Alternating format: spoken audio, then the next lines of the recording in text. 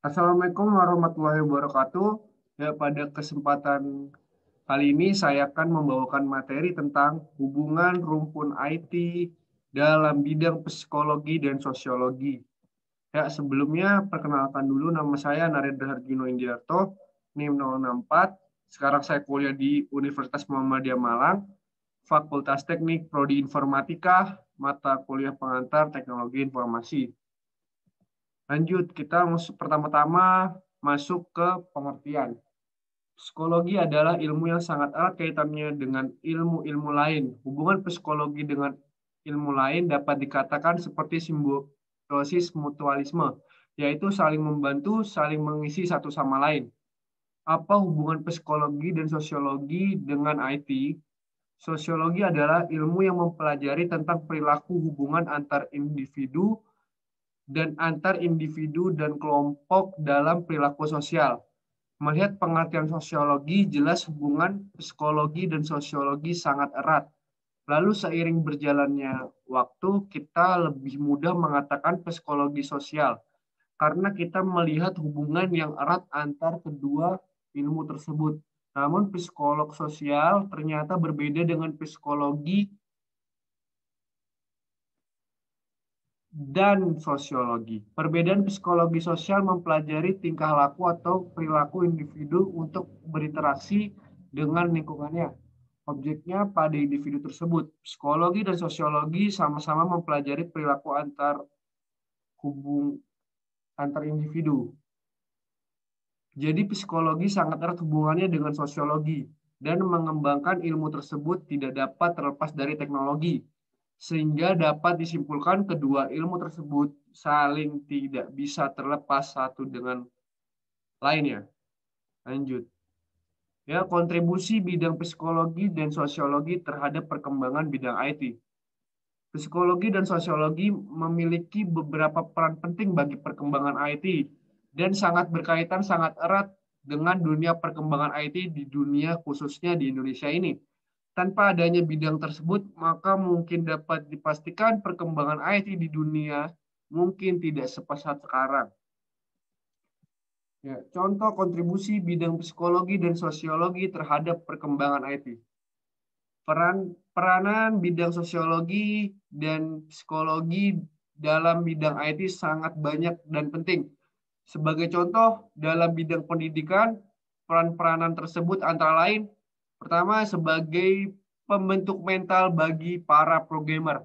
Dengan adanya peran psikiater di dalam bidang IT, membantu pembentukan mental para user dan programmer yang akan mengembangkan program dan aplikasi yang akan dibuatnya.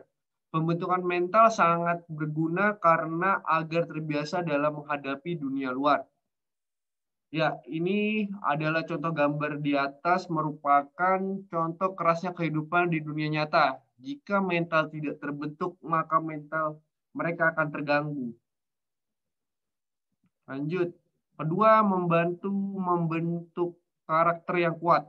Karakter yang kuat sangat diperlukan oleh setiap manusia, khususnya seorang programmer. Tanpa adanya karakter yang kuat, maka seorang programmer akan mengalami kesulitan dalam mengembangkan program yang sedang dia kembangkan. Tanpa adanya peran psikolog, maka mungkin dunia itu tidak dapat berkembang seperti sekarang ini. Ya, gambar di atas ini merupakan seorang psikolog yang sedang memberikan materi akan pentingnya karakter yang kuat bagi seseorang. Lanjut lagi, yang ketiga, membantu mengobati kecanduan terhadap game mobile. Mungkin banyak kita jumpai di saat sekarang ini, banyak orang yang tidak dapat terlepas dari gadgetnya untuk bermain game, mulai dari kalangan dewasa hingga anak-anak. Dan tanpa kita sadari, itu sangat berbahaya bagi kesehatan tubuh dan kesehatan otak mereka. Ya, ini adalah gambar di atas merupakan proses terapi oleh psikiater yang saat penyembuhan seorang bocah yang kecanduan berat game online. Jadi psikiater ini penting untuk menyembuhkan kecanduan game mobile. Lanjut lagi, contoh kontribusi bidang IT terhadap perkembangan psikolog dan sosiologi. Tadi kita berbicara kontribusi psikolog dan sosiologi di bidang IT, sekarang kita kebalikannya. Peran kontribusi IT terhadap psikolog dan sosiologi. Peranan bidang IT dalam bidang sosiologi dan psikologi sangat banyak dan penting. Sebagai contoh dalam bidang kesehatan, peranan-peranan tersebut antara lain, pertama, membantu HRD dalam menjalankan tugasnya. Dengan adanya komputer di dalam dunia administrasi sangat membantu dan di dalam menyimpan, mengelompokkan, dan pengolahan data. Tanpa komputer akan sangat sulit memiliki sekali untuk memeriksa banyaknya data-data karyawan, slip gaji, dan data-data lainnya yang dimiliki oleh suatu perusahaan. Namun dengan adanya komputer, memeriksa data-data karyawan, daftar kehadiran, dan juga data keuangan suatu perusahaan akan mudah dan praktis untuk dilakukan. Dengan adanya penggunaan komputer dan sistem-sistem yang canggih di dalamnya, sangat mempermudahkan jalannya suatu sistem di suatu perusahaan tersebut. Ya, ini adalah foto seorang HRD yang terbantu sekali dengan adanya komputer.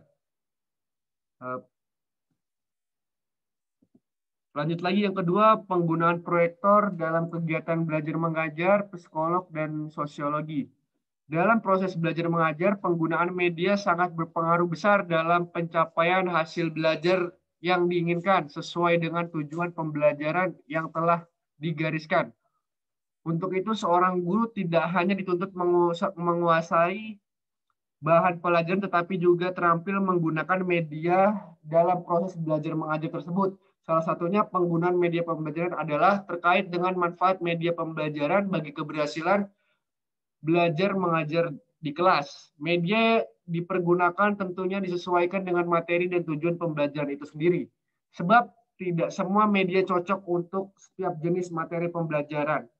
Penggunaan LCD proyektor saat ini merupakan hal yang sudah biasa, mengingat tuntutan pendidikan yang harus lebih canggih dari waktu ke waktu.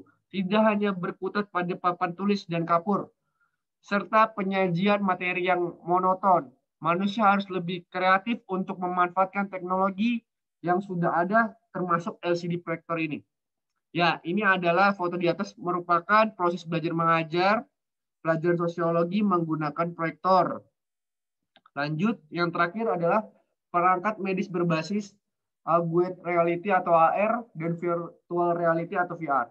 Kemunculan teknologi kesehatan berbasis AR dan VR mengubah cara pasien dirawat dan diobati, dan sangat membantu psikiater untuk mengobati pasiennya. Misalnya teknologi ini membantu mereka belajar bagaimana menjelajahi dunia. Bagi pasien yang mengalami depresi, teknologi AR dan VR bisa membantu untuk menenangkan pikiran mereka dan memberikan kesenangan bagi penderita depresi berat. Yang gambar di atas merupakan proses terapi penggunaan VR untuk membantu mengobati depresi berat pada seorang pasien. Ya, sumber informasi yang saya dapatkan dari sini bisa dicek langsung.